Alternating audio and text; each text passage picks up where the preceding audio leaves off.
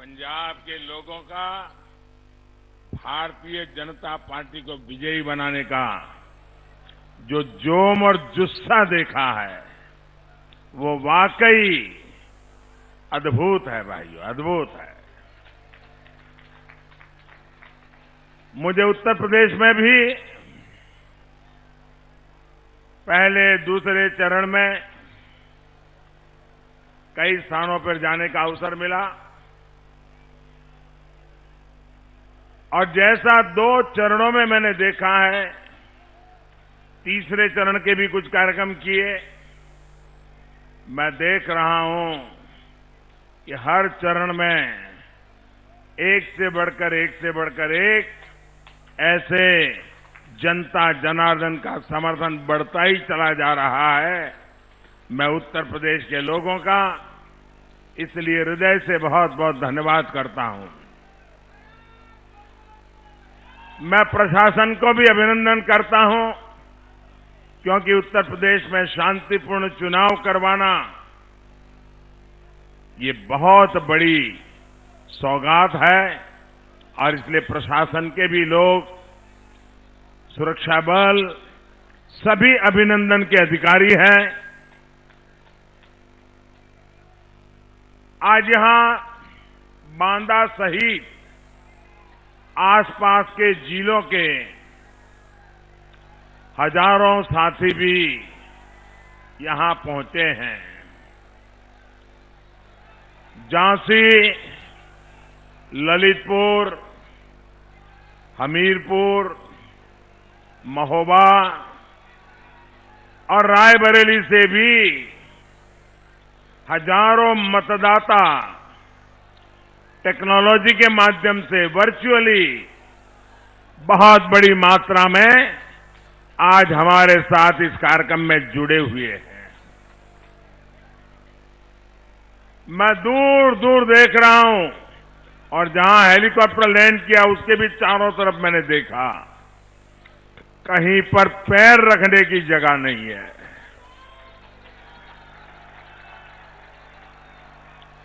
जहां मेरी नजर पहुंच रही है, लोग ही लोग नजर आ रहे हैं। आपका ये प्यार इतनी बड़ी तादाद में, आप सब हम लोगों को आशीर्वाद देने के लिए आए। मैं आप सभी का हृदय से धन्यवाद करता हूं, आप सबका अभिनंदन करता हूं। साथियों, ये धरती वीर वीरांगनाओं, मेहनतकश किसानों, कारीगरों की ये धरती है। यहां का 52 इमली पेड़ स्वतंत्रता आंदोलन में इस क्षेत्र के योगदान का जीवंत उदाहरण है। आपका जो ये उत्साह है, उसमें आने वाले 5 चरणों के नतीजों की भी एक झलक दिखाई दे रही है। सारे वाद, सारे विवाद एक तरफ और राष्ट्रवाद एक तरफ। यूपी के लोगों ने ठान लिया है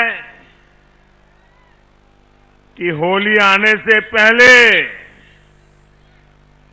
10 मार्च को ही रंगों वाली होली धाम-धूम से विजय की होली मना लेंगे। भाइयों और बहनों, फतेहपुर, बुंदेलखंड के क्षेत्र में पराक्रम, वीरता, ये यहां के लोगों की नसों में है, खून में है।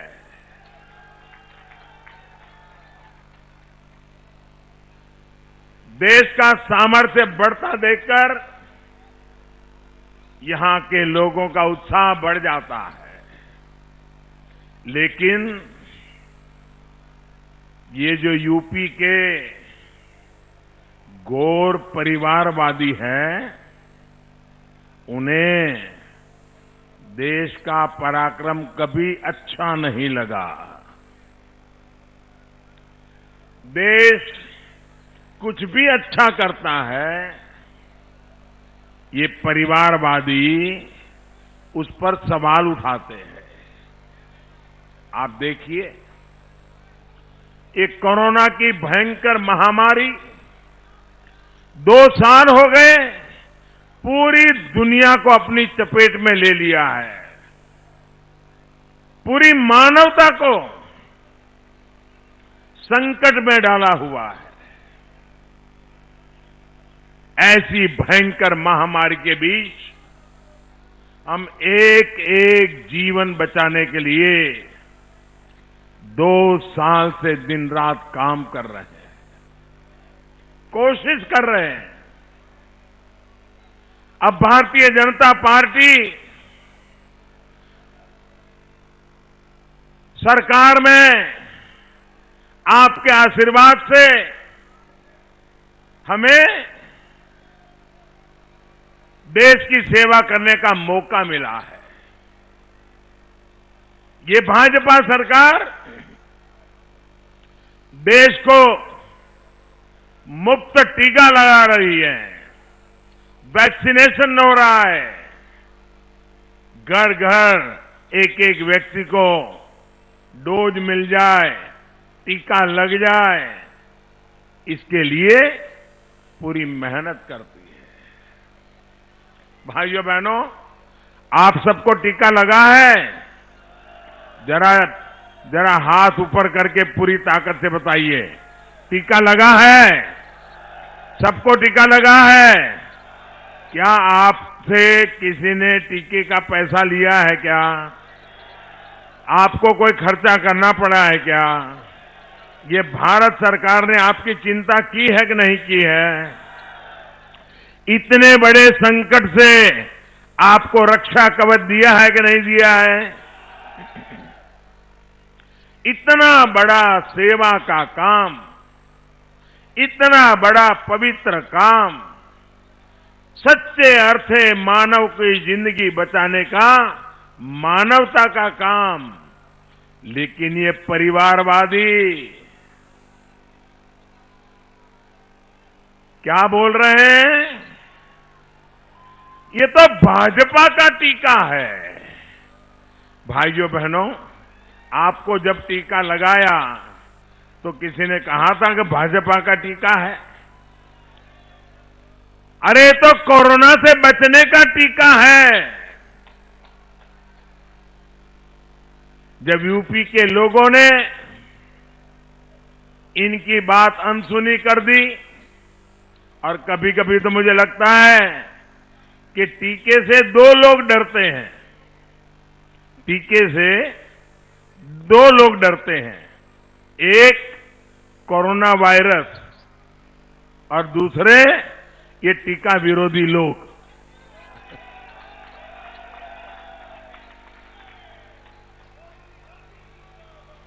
रिकॉर्ड वैक्सीन लगवा ली, तो अब इन्होंने क्या शुरू किया है कि सरकार, हमारा गरीब देश है, ये टीकों के पीछे इतना सारा खर्चा क्यों कर रही है? भाइयों बहनों, मुझे बताइए, आपकी जिंदगी बचाने के लिए सरकार ने खर्चा करना चाहिए कि नहीं करना चाहिए? खर्चा करना चाहिए कि नहीं करना चाहिए? अगर मोदी कर रहा है, सही कर रहा है कि नहीं कर रहा है? आपकी जिंदगी बचेगी तो मुझे आनंद होगा कि नहीं होगा?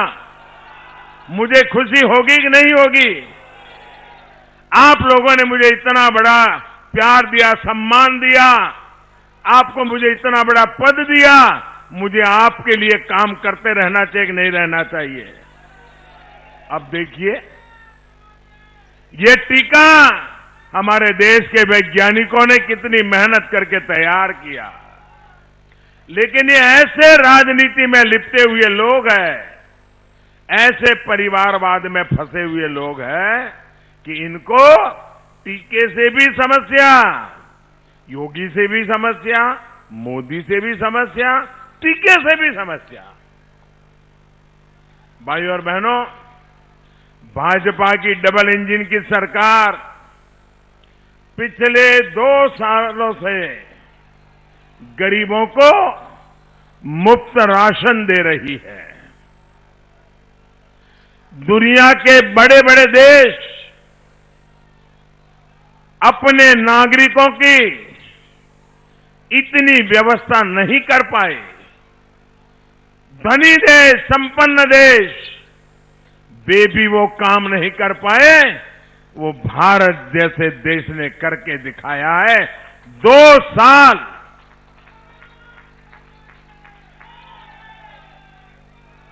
भाइयों बहनों, जब गरीब के घर में राशन पहुंचता है, मेरे मन में एक ही कामना रहती थी कि कोरोना का संकट आया है, संकट भयंकर है, परिवार में हालत ऐसी कि एक कमरे में मां बीमार हो, कोरोना की बीमारी आई हो, लेकिन दूसरे कमरे से बेटा मां के पास भी नहीं जा सकता था। ऐसी ये बीमारी, उस बीमारी में मेरे दिल में एक ही बात रहती थी कि मेरा कोई गरीब परिवार, मेरी कोई गरीब मां, मेरे देश का कोई गरीब बच्चा, उसको कभी भी भूखे सोने की नौबत न आ जाए। कोई मेरा ऐसा गरीब परिवार न हो उसके घर में चूल्हा न जलता हो भाइयों। लेकिन जब भारत इतना बड़ा काम कर रहा है तो ये लोग मुफ्त राशन देने वाली इस योजना पर भी सवाल खड़े कर रहे हैं। और इसलिए भाइयों बहनों, मैं आज आपके बीच आया हूं इन लोगों से सतर्क रहने के लिए, आपको जगाने आया हूं कि ये लोग ऐसी ऐसी बातें करेंगे, ऐसी ऐसी हवाबाजी करेंगे, आपको गुमराह करने के लिए खेल खेलेंगे। ये ना गरीब का भला चाहते हैं और न ही ये देश का विकास चाहते हैं। भाइयों और बहनों, जब लाल किले से मैं पहली बार प्रधानमंत्री बना, लाल किले पर मेरा पहला भाषण था और मैंने लाल किले से जो भाषण दिया, देश में माताओं, बहनों, बेटियों की पीड़ा को दूर करने के लिए शौचालय बनाने की बात कही, तो इन्होंने विवाद खड़ा किया कि कैसा प्रधानमंत्री है कि लाल किले पर से जब दुनिया सुन रही है और ये शौचालय की बात कर रहा है। भाइयों बहनों, न उन्होंने गरीबी देखी है, न उन्होंने गरीब की मुसीबत देखी है, न हमारी माताओं बहनों को कैसी मुसीबत से गुजरना पड़ रहा है। जब शौचालय नहीं होते थे, सूरज उगने से पहले अंधेरे में उसको जाना पड़ता था और रात को वो अंधेरे का इंतजार करती थी और दिन में कभी जाने की जरूरत पड़ गई तो वो पीड़ा सहन करती थी, लेकिन वो शाम का इंतजार करती रहती थी। क्या कभी मेरी इन माताओं बहनों की पीड़ा के विषय में किसी सरकार को सोचने की फुर्सत थी क्या? वो ऐसी जगह पे बैठे हैं तो उनको जमीन कभी दिखती नहीं थी। भाइयों बहनों, मैं तो आपके बीच में ऐसे आया हूं, इसलिए मुझे पता है पीड़ा क्या होती है, दर्द क्या होता है, मुसीबतें क्या होती हैं। और इसलिए भाइयों बहनों, जब मैंने शौचालय बनाने का अभियान चलाया, सरकारी खजाना मैंने खर्च करना तय कर लिया।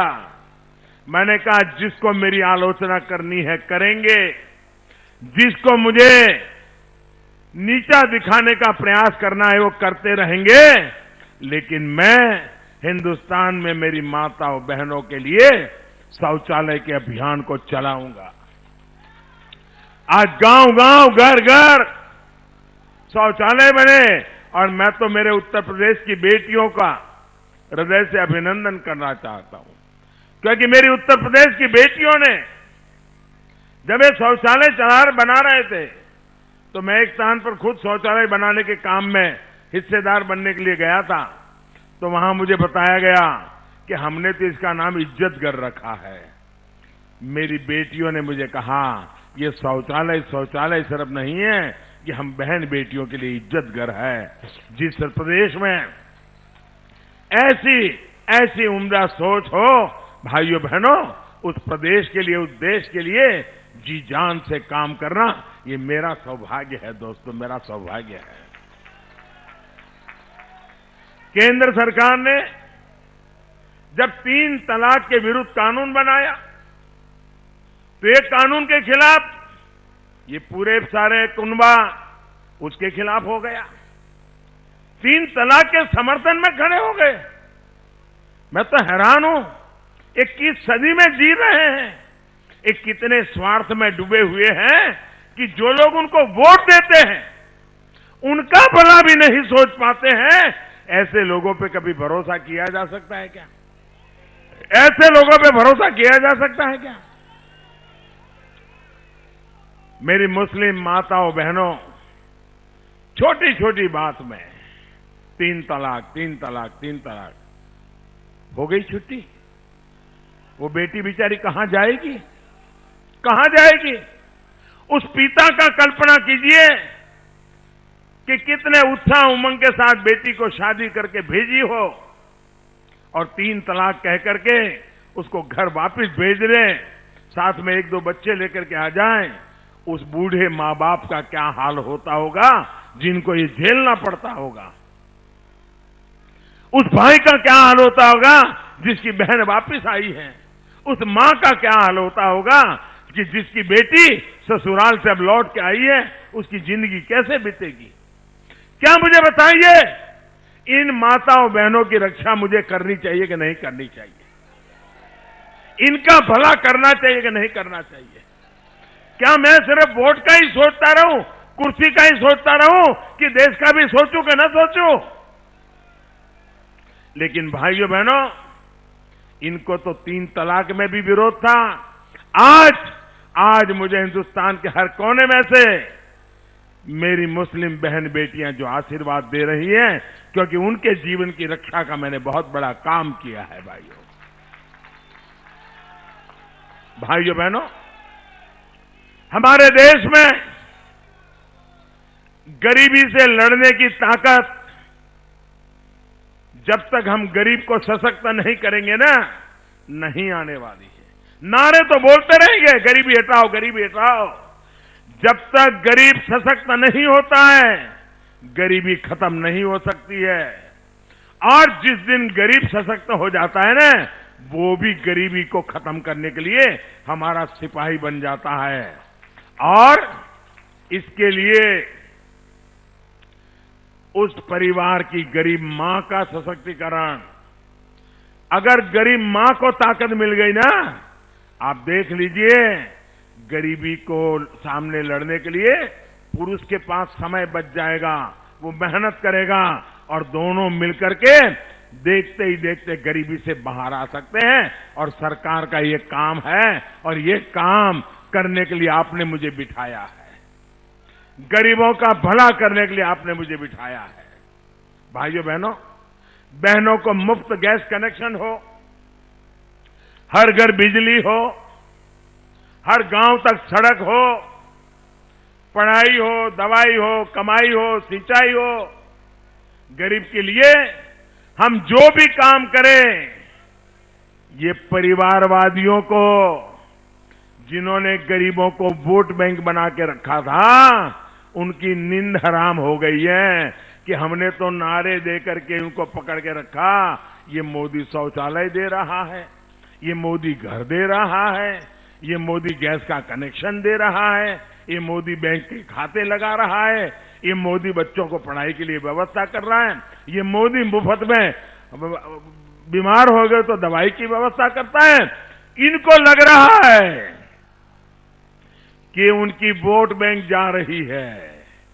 अरे भाई, ये वोट बैंक के चक्कर में ही तुमने देश को तबाह करके रखा है। मेरे देशवासियों का भला कीजिए। ये देश के लोग उदार हैं।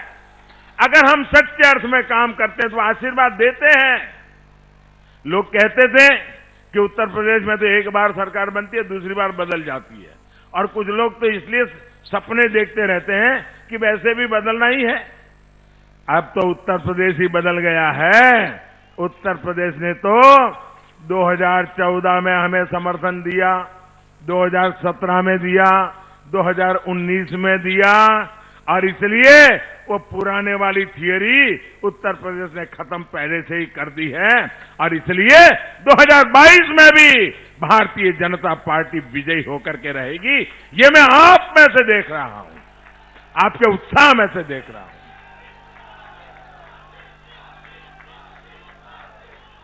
भाइयों बहनों, ये गरीबों के लिए दिन रात मैं काम करता हूं। ये परिवारवादी इस काम को छोटा काम बताते हैं। ये आपके लिए छोटा होगा, लेकिन मेरे लिए तो न गरीब छोटा होता है, न गरीब की सेवा छोटी होती है। मेरे के लिए तो ये एक प्रकार से पुण्य का अवसर होता है। इनको तो ये भी तकलीफ, मैं कुंभ के मेले में आया, इतना बड़ा कुंभ का मेला था, इतना बड़ा कुंभ का मेला था, लेकिन जब कुंभ के मेले में आया तो दुनिया में कुंभ के मेलन की इतनी बड़ी प्रतिष्ठा बढ़ी थी उसकी सफाई के कारण, उसकी सफाई के कारण। तो मेरा मन कर गया और मैंने जो सफाई करने वाले भाई बहन थे उनके पैर धोए, उनके आशीर्वाद लिए। भाई, इतना बड़ा काशी विश्वनाथ धाम बन गया, चारों तरफ जय जयकार हो रहा था, लेकिन मेरा ध्यान तो उस मजदूर की तरफ था जिसने मेहनत करके काशी विश्वनाथ धाम बनाया था। तो सारे संत बैठे थे, सारे महापुरुष बैठे थे। मैं उनके पास नहीं गया, मैं वहां चला गया जहां इन मजदूर बैठे थे। फूलों से वो फूलों की वर्षा की, उनका सम्मान किया, उनके आशीर्वाद लिए। क्यों? मुझे मालूम है यही मेरे देश के लोग हैं जो मेरे देश के सपने पूरे करेंगे भाइयों। और इसलिए उनके सपने पूरे करने के लिए मैं अपने सपनों को खपा रहा हूं भाइयों बहनों, इसलिए मैं काम कर रहा हूं। आपने देखा होगा आजकल ये लोग आत्मनिर्भर भारत अभियान, उसका भी विरोध कर रहे हैं। ये लोग भारत को अब भी दूसरों पर ही निर्भर रखना चाहते हैं। दुनिया के बाजार में ले आओ और अपनी गाड़ी चलाओ। आप मुझे बताइए भैया, फतेहपुर के वीर, परिश्रमी, पराक्रमी लोग ये दुनिया से सब बाहर से लाकर के उसी से गुजारा करने से दूसरों पर भारत को निर्भर रहना पड़े। आजाद भारत के लिए ये शर्मिंदगी है कि नहीं है? हमें बाहर आना चाहिए कि नहीं आना चाहिए? अरे हमारे पूर्वजों ने यहां बलिदान दिए थे, ये भारत के सम्मान के लिए, भारत के गौरव के लिए। हमें उसको पाना चाहिए कि नहीं पाना चाहिए? और इसलिए भाइयों बहनों, ये देश आश्रित रहना नहीं चाहता। और इसलिए मैंने एक बात की, मैंने ये भी लाल किले से कहा कि लोकल के लिए वोकल होने की, यानी जो स्थानीय लोग उत्पाद करते हैं, हमारे कारीगर जो चीजें बनाते हैं, हमारे किसान जो चीजें उत्पादन करते हैं, हमारे छोटे छोटे कारखाने जो चीजें बताते हैं, उनका हमने गौरवगान करना चाहिए। मुझे बताइए, हमारे यहां जो चीजें बनती हैं उसका हमने गौरवगान करना चाहिए नहीं करना चाहिए? करना चाहिए नहीं करना चाहिए? मुझे बताइए, आपके घर में आपके बेटे को ही अगर आप मान सम्मान नहीं दोगे और आप मोहल्ले वालों को कहोगे कि मेरे बेटे को सम्मान दो, तो कोई देगा क्या? देगा क्या? भाइयों बहनों, अपने यहां जो पैदावार होती है उसका सम्मान बढ़ना चाहिए कि नहीं बढ़ना चाहिए? अब मुझे बताइए, अगर कांग्रेस पार्टी के नेता ये बोले कि भाई स्थानीय उत्पादों को महत्व दो, तो कांग्रेस का कोई नुकसान होने वाला है क्या? अगर समाजवादी पार्टी बोले कि लोकल चीजों का उत्पाद खरीदिए, तो समाजवादी पार्टी का नुकसान होगा क्या? लेकिन मोदी ने बोला तो हम नहीं बोलेंगे। हम लोकल लोग भूखे मर जाए लेकिन हम मदद नहीं करेंगे। योगी जी ने एक काम किया, एक जनपद एक उत्पाद, यूपी के लघु कुटीर गृह उद्योगों को बढ़ावा देने के लिए काम किया। ये गौर परिवारवादियों का जो गिरोह है ना, इस गिरोह को उसके में दिक्कत आ गई, क्योंकि उसमें कटकी नहीं हो सकती है, मलाई नहीं खा सकते हैं। भाइयों बहनों, मुझे बताइए, ये मेरे फतेहपुर का लोहे का सामान हिंदुस्तान भर में बिकना चाहिए कि नहीं बिकना चाहिए? हमारे फतेहपुर का लोहे का सामान, उसका जय जयकार तमिलनाडु में, केरल में, बंगाल में होना चाहिए कि नहीं होना चाहिए? इसीलिए तो मैं कहता हूं वोकल फॉर लोकल। अब मुझे बताइए, यहां का पेड़ा, हमारे यहां का पेड़ा, ये पेड़ा भी दुनिया में मशहूर होना चाहिए कि नहीं होना चाहिए? उसका भी मार्केट बनना चाहिए कि नहीं बनना चाहिए?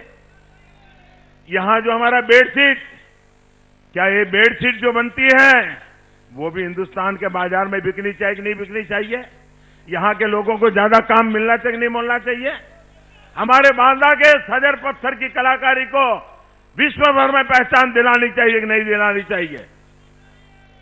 ऐसी प्राकृतिक संपदा, ऐसी कलाकारी दुनिया में बहुत कम देशों के पास होती है, जो आप लोगों के पास है, और मैं उसका झंडा लेकर के घूम रहा हूं। भाइयों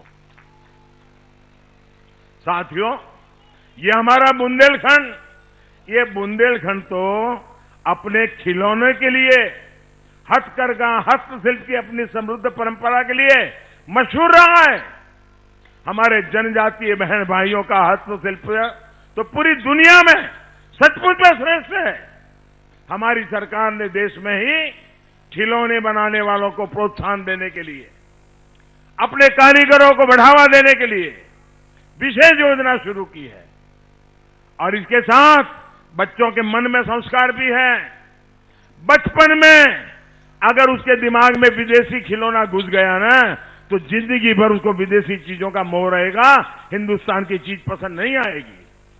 बचपन में वो खिलौने भी खेलेगा तो मेरे देश का खिलौना होगा, मेरे देश के किसी गरीब का बनाया हुआ खिलौना होगा, तब जाकर के मेरे देश की चीजों का सम्मान बढ़ेगा। भाइयों, और इसके लिए जब मैं वोकल होने की बात करता हूं, जोर जोर से हमारी उत्पाद के संबंध में बोलने के लिए कहता हूं, तो ये परिवारवादियों को इसका भी दर्द होता है। असल में इनको समस्या ये है कि अगर देश के गरीब, दलित, पिछड़े, आदिवासी को साधन मिल गए, शक्ति मिल गई, आंख उठाकर बोलने की उसको ताकत मिल गई, तो ये वोट बैंक की राजनीति करने वाले, परिवारवाद की राजनीति करने वाले, इनकी सारी राजनीति ही धरी की धरी रह जाएगी। भाइयों, ये कट कमीशन का जो माफिया इन्होंने बनाया है, वो आत्मनिर्भर भारत अभियान से बर्बाद हो जाएगा, इसकी चिंता है। साथियों, फतेहपुर की मिर्च, झांसी की तुलसी, महोबा का देशावरी पान, ऐसे अनेक कृषि उत्पादों के लिए ये पूरा क्षेत्र बहुत मशहूर है।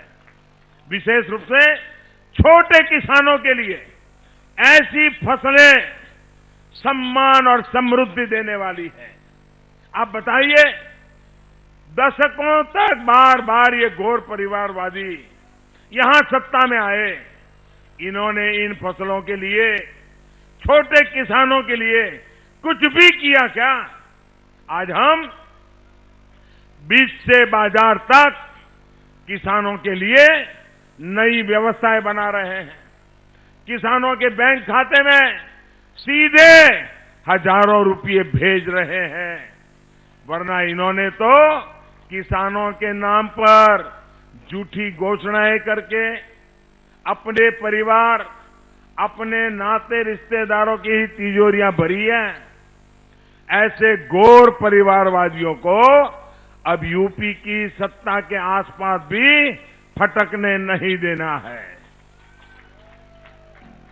साथियों, हम यूपी में डेयरी सेक्टर के विस्तार के लिए, पशुपालन को बढ़ावा देने के लिए भी निरंतर काम कर रहे हैं। पूरे यूपी में बायोगैस प्लांट का नेटवर्क भी बनाया जा रहा है।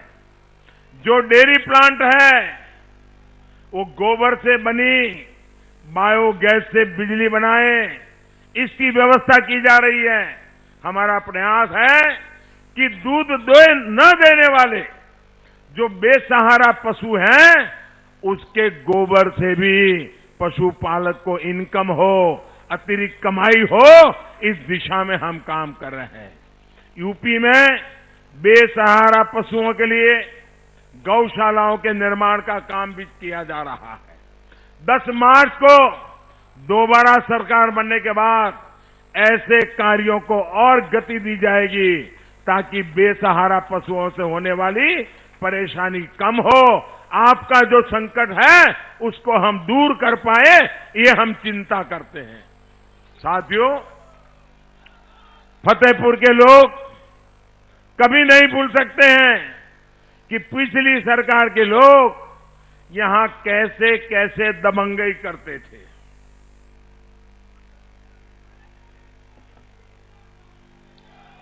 सरकारी जमीनों पर कब्जा, ये यहां पर तो आम बात थी। अवैध खनन माफिया ने तो फतेहपुर समेत इस पूरे इलाके को तबाह कर दिया था। योगी जी की सरकार अब माफियाओं का इलाज, मुझे बताइए, इलाज करना चाहिए कि नहीं करना चाहिए? ये इलाज होना चाहिए कि नहीं होना चाहिए? योगी जी सही कर रहे हैं कि नहीं कर रहे हैं? केशव जी सही कर रहे हैं कि नहीं कर रहे हैं? साथियों, गौर परिवारवादियों ने यहां गन्ना मालिकों के जो दुनिया थी, आंख मिचौली की और गन्ना मिलों को बंद किया। सिंचाई की सुविधा देने के बजाय खनन माफिया को, अवैध कब्जा माफिया को, उन्हीं को पाला पोसा था। दशकों दशक तक ऐसी अनेक सिंचाई परियोजनाओं को लटकाए रखा। तब इनको बुंदेलखंड और अवध के किसानों की याद नहीं आई। ये हमारी सरकार है जिसने यहां के किसानों की इस तकलीफ को समझा। बाणसागर परियोजना, अर्जुन सहायक परियोजना, सरयू नहर राष्ट्रीय परियोजना, ऐसी कितनी ही परियोजनाएं डबल इंजन की सरकार ने पूरी कराई है। भाइयों बहनों, बुंदेलखंड के लाखों किसान कितने दशकों से केन बेतवा को लिंक करने की मांग करते रहे हैं। केन बेतवा, इसको लिंक करने की मांग थी कि नहीं थी भैया? लोग चाहते थे कि नहीं चाहते थे? लेकिन ये काम पूरा करने का बीड़ा हमारी डबल इंजन की सरकार ने उठाया है। 44,000 करोड़ रुपए से अधिक, 44,000 करोड़ से अधिक लागत से बुंदेलखंड में खेत खेत तक पानी पहुंचाया जाएगा। भाइयों, ये काम हम कर रहे हैं। लेकिन साथियों, आपको ये ध्यान रखना है कि परिवारवादियों को अगर मौका मिल गया तो उनकी दुनिया चालू रखने के लिए एक केन बेतवा लिंक परियोजना, जिसे मैं पूरा करना चाहता हूं, उसमें भी रोड़े अटकाएंगे, रोड़े डाल देंगे।